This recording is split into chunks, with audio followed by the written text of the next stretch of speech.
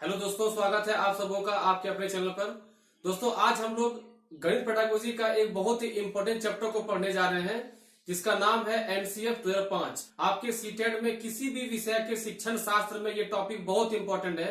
चाहे वो मैथ के पेडागोजी की बात कर लें, चाहे इंग्लिश की पेडागोजी की बात कर लें, ईवीएस के पेडागोजी की बात कर लें, हिंदी की पेडागोजी की बात कर लें, या खुद बाल विकास की बात कर लें, तो ये सारे विषयों में आपको ये चैप्टर बहुत इंपॉर्टेंट है। तो आप इस चैप्टर के एक एक बातों को ध्यान से सुनेंगे और उसको हो सके तो आप नोट्स तैयार कर लेंगे। ठीक है, शुरू करते हैं वीडियो को। दोस्तों, उससे पहले बता दें कि आज हम रिकॉर्ड अपने घर से कर रहे हैं, तो उस तक थोड़ा साउंड में दिक्कत हो, थोड़ा सा आप मैनेज कर लीजिए। तो दोस्तों, हम लोग इस चैप्टर का शुरुआत ही करेंगे एनसीएफ के परिचय से। दोस्तों, एनसीएफ का फुल फॉर्म क्या होता है? नेशनल करिकुलम फ्रेमवर्क, यानी हिंदी में कहा जाए तो राष्ट्रीय पाठ्यचर्या रूपरेखा 2005। ठीक है, यानी हम लोग जो पढ़ने वाले हैं, किसी भी बच्चे का द्वारा किसी भी क्लास में एक साल तक या फिर किसी एक निश्चित अवधि में जो समय वो बिताता है, उसमें उसका जो है पाठ्यचर्या, मतलब जो उसका जो है फ्रेमवर्क, यानी उसका जो ढांचा किस प्रकार से होना चाहिए, हम उसको पढ़ने जा रहे हैं। तो आप ध्यानपूर्वक पहले इसके सारे भूमिकाओं को पढ़ लेंगे, इसके परिचय को समझेंगे, फिर हम लोग इसके अन्य बिंदुओं को देखेंगे। तो दोस्तों, चैप्टर को शुरू करते हैं। राष्ट्रीय पाठ्यचर्या 2005 में बनाई जाने वाली इस तरीके की चौथी रूपरेखा है। ऐसी पहली तीन रूपरेखाएं वर्ष 1975, 1988 और 2000 में बनाई जा चुकी है। राष्ट्रीय शिक्षा अनुसंधान परिषद यानी एनसीईआरटी द्वारा तैयार किया जाता है। यह पाठ्यक्रमों की रचना, नीति सुधार, अनुशंसनाओं तथा शिक्षण में श्रेष्ठ प्रणालियों की आधारशिला होती है। देखिए, ये जो आपका एनसीएफ है, ये तैयार करता है कौन? एनसीईआरटी। और इस तरह का एनसीएफ पहले भी 3 बार हम लोग देख चुके हैं और बना चुके हैं। वो कब 1975 में, 78 में और 2000 में। उसके बाद कब बना दोस्तों? 2005 में। देखिए, बीच में कुछ सुधार इसमें किए गए। 2009 में कुछ सुधार लाया गया था, लेकिन वो नई शिक्षा नीति नहीं बनाई गई थी। तो आप ये बात बिल्कुल माइंड में नहीं रखेंगे कि 2009 में नई शिक्षा नीति आई थी, नहीं, उसमें सिर्फ इंप्रूवमेंट किया गया था। तो देखिए, एनसीईआरटी जो एनसीएफ को बनाता है, उसके आधार क्या क्या होते हैं? पहला कहता है कि पाठ्यक्रमों की रचना, यानी पाठ्यक्रम जो है, जो सिलेबस होगा उसकी रचना करना। सिलेबस किस ढंग का होना चाहिए? अगर बच्चा क्लास 1 का है तो उसका सिलेबस किस स्तर का होना चाहिए? उसके विषयों में जो पुस्तक जो होंगे, उसके भाषा किस हिसाब से होगा? ये सारे स्तर का रचना पाठ्यक्रम के अंदर में आएगा, सिलेबस के अंदर में आएगा। नेक्स्ट कहते हैं दोस्तों, नीति सुधार अनुशंसनाओं में, यानी अगर जो नीति पे बनाई गई है, अगर समय के अनुसार उसमें कुछ परिवर्तन या सुधार लाने की आवश्यकता होगी, तो आप उसमें इंप्रूवमेंट कर सकते हैं। ये भी उसमें अनुशंसित रहेगा, यानी उस एनसीएफ में शामिल रहेगा कि नीति में सुधार आप कर सकते हैं। नेक्स्ट कहता है, शिक्षण में श्रेष्ठ प्रणालियों की आधारशिला होती है। देखिए, पढ़ाने के कई तरीके होते हैं दोस्तों, कई तरह के विधि होते हैं, कई तरह के मेथड आप जो है यूज करते हैं। तो अगर यदि आप मैथ ही पढ़ा रहे हैं किसी बच्चे को, और अगर कोई बच्चा मैथ नहीं अच्छा समझ पा रहा आपसे, तो आपको अपने मेथड में चेंज करना पड़ेगा, एग्जाम्पल में चेंज करना पड़ेगा, और तरीके और वैकल्पिक तरीके को आपको चुनना पड़ेगा। तो इन सारी बातों को ध्यान में रखते हुए एनसीएफ जो है बनाया जाता है एनसीईआरटी के द्वारा। तो हम लोग पहले पैराग्राफ से क्या सीखे कि एनसीएफ की रचना कौन करता है? एनसीईआरटी। 3 बिंदुओं को मुख्य रूप से ध्यान रखता है। सिलेबस कैसा होना चाहिए, एनसीएफ की नीति कैसा होना चाहिए, नीति में सुधार होने लायक जो है प्रावधान करना होगा, और शिक्षण की प्रणाली, सबसे बेस्ट प्रणाली जो है उसे अपनाना चाहिए। तो ये एनसीईआरटी का रहता है आधार एनसीएफ को बनाने के लिए। अब आगे बढ़ते हैं अगले बिंदु की ओर। दोस्तों, अगला बिंदु जो हम लोग का है वो है एनसीईआरटी। तो एनसीईआरटी को हम लोग पढ़ेंगे एनसीएफ के सापेक्ष में। कहता है कि गणित वह है जो बालक का गणितीकरण करे। देखिए, यहाँ पर एक वर्ड उल्टा लिखा गया है, गणितीकरण होना चाहिए, यहाँ पे गणितकरण लिखा गया है। ठीक है, उसको आप ठीक कर लेंगे कि गणित वह है जो बालकों का या फिर छात्रों का गणितीकरण करे। ये किसका कहना है? एनसीईआरटी अर्थात एनसीएफ का कहना है। देखिए, गणितीकरण का क्या मतलब होता है? गणितीकरण का मतलब होता है कि बालक जो भी गणित से सीखे वह उसके सामान्य जीवन से जुड़ा हुआ हो, सामान्य जीवन में उसका प्रयोग कर सके, उसके भाषाओं को प्रयोग कर सके, उसके समीकरणों को प्रयोग कर सके। तो देखिए, अब यहाँ समीकरण दिमाग में ये मत लाइएगा कि एक्स स्क्वायर प्लस 2x, ऐसा नहीं। समीकरण मतलब हो गया कि जो प्रोसेस, जिस प्रोसेस से सवाल को हल करता है बच्चा, वो जो है अपने जीवन में वो प्रयोग कर सके, उसके संकेतों का जो है अच्छे ढंग से प्रयोग कर सके कि कहाँ हमको जोड़ करना है, कहाँ घटाना है, कहाँ भाग कर देना है, कहाँ गुना करना है, कहाँ पर हमको तार्किक होना है। ये सारी चीजों का अगर यदि समावेश किसी बालक में होता है, विकास किसी बालक में होता है, तो हम कह सकते हैं कि उस बालक के अंदर में गणितीकरण का विकास हो रहा है। आइए बढ़ते हैं आगे। तो दोस्तों इस स्लाइड में हम लोग देखेंगे एनसीएफ में चर्चा की गई कुछ महत्वपूर्ण बिंदुओं को, कि एनसीएफ किन बिंदुओं के द्वारा तैयार किया जाता है और क्या क्या बिंदु इसमें शामिल होते हैं। आप इसको वेरी वेरी इंपॉर्टेंट कर लीजिए, क्योंकि यहां से आपको एनसीएफ क्वेश्चन जरूर पूछता है। आप जब भी सीटेट में क्वेश्चन देखे हैं एनसीएफ से, तो यहां से आपको प्रश्न जरूर दिया गया है। आइए इसको शुरू करते हैं। कहता है पहला पॉइंट, इसके अंतर्गत विचार तथा कार्य करने की आजादी। यानी एनसीएफ कहता है कि बच्चों को जब आप पढ़ाएं कक्षा में, तो उसको जो है विचार और काम करने की आजादी दें। देखिए ऐसा क्यों कहता है। मान लीजिए आप किसी बच्चे को पढ़ा रहे हैं और उस अवधारणा को लेकर के बच्चों के मन में कुछ और भी एग्जाम्पल्स या कुछ और बातें आ रही है जो वो आपके सामने रखना चाह रहा है, लेकिन अगर उससे आप विचार रखने का अगर दिन नहीं आप देते हैं उसको आजादी, तो उसका विचार दब कर रह जाएगा और उसके बाद धीरे धीरे क्या होगा कि उस विषय को लेकर के उसकी रुचि कम होती जाएगी, उस विषय में वो उतना इंटरेस्ट नहीं लेगा, क्योंकि आप उस विषय में उसके विचार को सुनना पसंद नहीं कर रहे हैं। ठीक है, और कार्य करने की भी आपको आजादी देनी चाहिए। देखिए हो सकता है कि आप जिस प्रोसेस से किसी समस्या को हल करने सिखा रहे हो, बच्चा उसी समस्या को अलग तरीके से हल करने में सक्षम हो रहा हो, तो आप अगर उसको कार्य करने की आजादी देंगे तो वो किसी अन्य तरीके से भी सवाल को हल करने का प्रयास करेगा। तो आपको ध्यान रखना है एज ए टीचर कि उसके विचार और उसको कार्य करने की फुल आजादी मिले, ताकि बच्चा थोड़ा क्रिएटिव हो सके।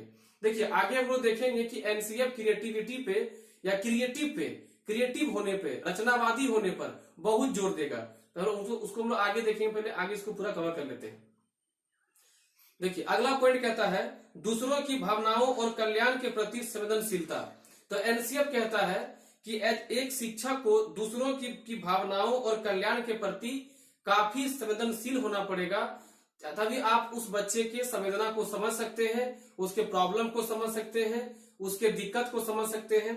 तो आपको ध्यान रखना है कि बच्चों को इस प्रकार से आप तैयार करें ताकि आप भी उसके भावनाओं को समझें और बच्चे भी अपने क्लास में दूसरे बच्चे की भावनाओं को समझें, ताकि उसके प्रति वह जो है संवेदनशील रहे और उसकी बातों को सम्मान दे सके। चलिए आगे बढ़ते हैं अगले पॉइंट को। कहता है नई परिस्थितियों में लचीले एवं रचनात्मक तरीके से प्रतिक्रिया व्यक्त करना। तो एनसीएफ सिखाता है कि शिक्षक अगर यदि पढ़ा रहे हैं और किसी अवधारणा को पढ़ा रहे हैं और बच्चा को समझ में नहीं आ रहा है, तो वहां पे शिक्षक को यह जरूरी करना है कि वो अपने विधि में परिवर्तन लाए, लचीलापन लाए। देखिए अगर शिक्षक लचीलापन में नहीं होगा, अगर शिक्षक फ्लेक्सिबल नहीं होगा, तो वो एक ही अपने विधि को बार बार दोहराने का प्रयास करेगा और जो बच्चा नहीं सीख रहा उस विधि से वो कभी नहीं सीख पाएगा। ठीक है, तो एक शिक्षक को लचीला होना चाहिए, मतलब फ्लेक्सिबल हो कि अगर यदि जिस विधि से हम पढ़ा रहे हैं समझ में नहीं आ रहा है तो हम विधि को ही चेंज कर दें, वैकल्पिक विधि का हम प्रयास करें, एग्जाम्पल को नया चुनने का प्रयास करें जो उस बच्चे के वातावरण से, उस बच्चे के मस्तिष्क से हिट करे और उसको समझ में आसानी से आ जाए। ठीक है, अगले पॉइंट को पढ़ते हैं। देखिए दोस्तों अगला पॉइंट बहुत इंपॉर्टेंट है, इसको आप सीटेट लगा लीजिए क्योंकि सीटेट में इससे क्वेश्चन पूछा जा चुका है। कहता है लोकतांत्रिक प्रतिक्रियाओं में भागीदारी की प्रकृति तथा आर्थिक प्रक्रियाओं एवं सामाजिक बदलाव की उन्मुख कार्य में हिस्सा लेने।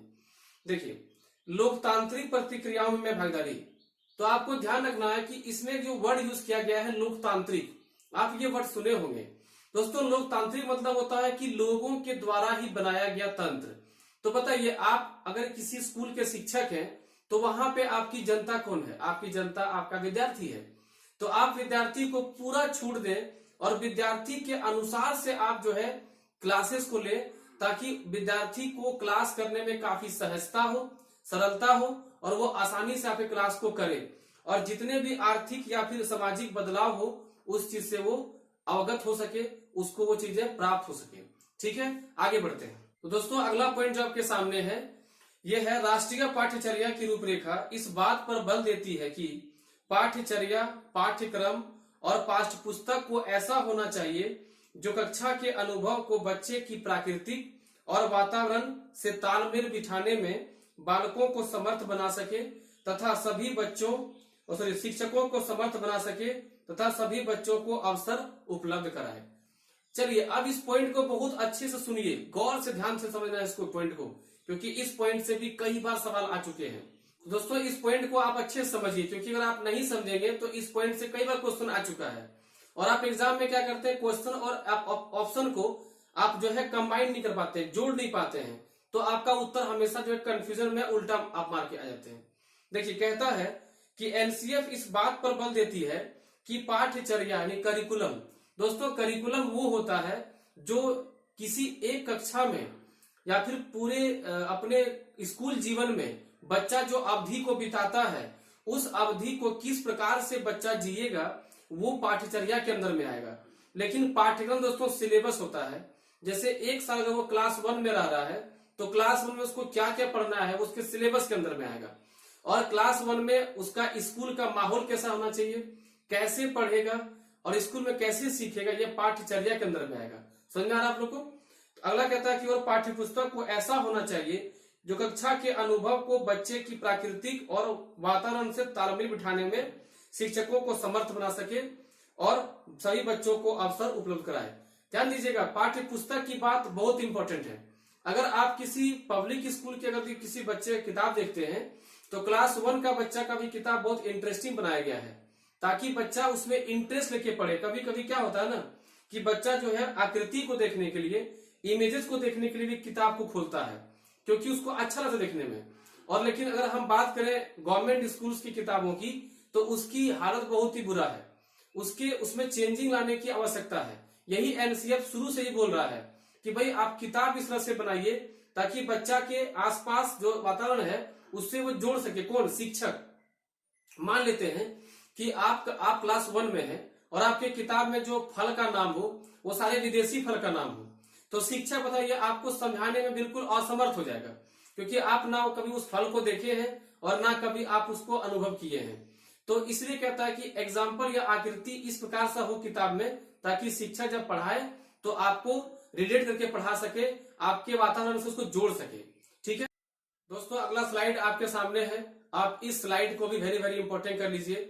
देखिए एनसीएफ तो अपने आप में एक बहुत बड़ा चैप्टर है, लेकिन हम लोग को गणित पेडागोजी के हिसाब से पढ़ना है और इस हिसाब से पढ़ना है कि एनसीएफ कहीं पर भी अगर हमको मिलता हो तो उत्तर हमसे ना छूटे। ठीक है, देखिए क्या कहता है ये पॉइंट। कहता है कि गणित शिक्षण के संबंध में एनसीएफ किन बिंदुओं पर ध्यान केंद्रित करता है, यानी कौन सी बात पर अधिक बल देता है, ये आपको समझना है। दोस्तों एनसीएफ के अनुसार गणित शिक्षा का मुख्य लक्ष्य बच्चों में गणितीकरण की क्षमता का विकास करना है। इसका अर्थ है कि बच्चे किसी भी स्थिति के बारे में गणित की भाषा में विचार करना सीखे ताकि गणित के साधनों और तकनीकों का उपयोग किया जा सके। देखिए एनसीएफ कहता है कि मेरा बस सिर्फ एक ही लक्ष्य है कि बच्चों के अंदर में गणितीकरण का विकास करना, मैथमेटाइजेशन कर देना उसका दिमाग का। यानी वो अगर यदि किसी भी समस्या में फंसता हो तो वो तार्किक ढंग से भी सोच के निकल जाए। किसी दुकान में अगर बिस्किट लेना पड़े तो वहां पर भी वो जो है कितना रुपया देना है, कितना लेना है वो भी कर सके। किसी बच्चे के साथ वो कहीं पर खेल रहा हो तो वो गिनती भी कर सके कि हमको 3 या 4 ये गिनती भी कर सके।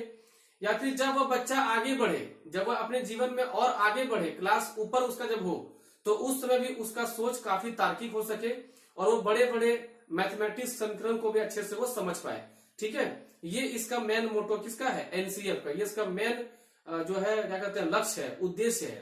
तो वही बोल रहा है कि किन बिंदुओं पर ध्यान केंद्रित करता है, तो एनसीएफ केंद्रित करता है कि बालकों के अंदर गणितीकरण किया जाए और इसमें विशेषकर क्या, चित्र बनाना मतलब कि सोच पाना, चीजों को जो है क्या कहते हैं उसको दिमाग में मस्तिष्क में सोच सके। यहाँ इन है कि स्केचिंग करना, ध्यान रखिएगा यहाँ स्केचिंग करने की बात नहीं हो रहा है। चित्र बनाना मतलब यहाँ बात हो रहा है कि वो किसी भी प्रॉब्लम को पढ़ करके उसकी आकृति अपने दिमाग में बना सके। फिर कहता है कि चरों का चुनाव, यानी उस सवाल को और उस समस्या को हल करने के लिए किन संकेतों का प्रयोग करना होगा, किन सूत्रों का प्रयोग करना होगा, किन संख्याओं का प्रयोग करना होगा, इसका उपयोग भी उसको आना चाहिए और उसका चुनाव कर सके। अगला कहता है कि समीकरण या असमीकरण बनाना। फिर कहता है कि तर्क के आधार पर निष्कर्ष निकालना सम्मिलित है।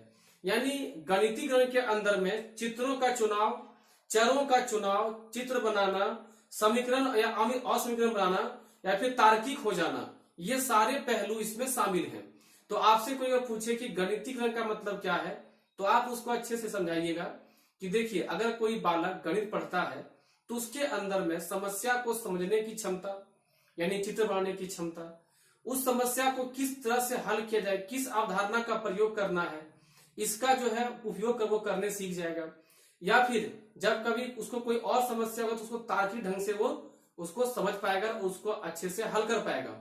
तो ये सारी बातों का विकास करना ही एनसीएफ का मुख्य उद्देश्य है और इसी पर वो बल देता है। ठीक है दोस्तों, अगले स्लाइड में आप देख रहे हैं कि एनसीएफ 5 में तथाकथित रचनावाद पर बहुत कुछ कहा गया है।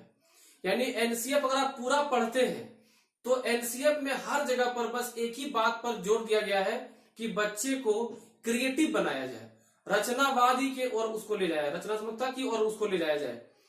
तो इस पद का क्या अर्थ है, यानी रचनावाद का क्या अर्थ है? तो रचनावाद मूल रूप से यह मानता है कि ज्ञान को यह समझकर बाहर नहीं निकाल देना चाहिए कि उसे बच्चों के सिर में डालकर खाली कर देना है। देखिए होता क्या है, अधिकतर शिक्षक गलती कहाँ करते हैं?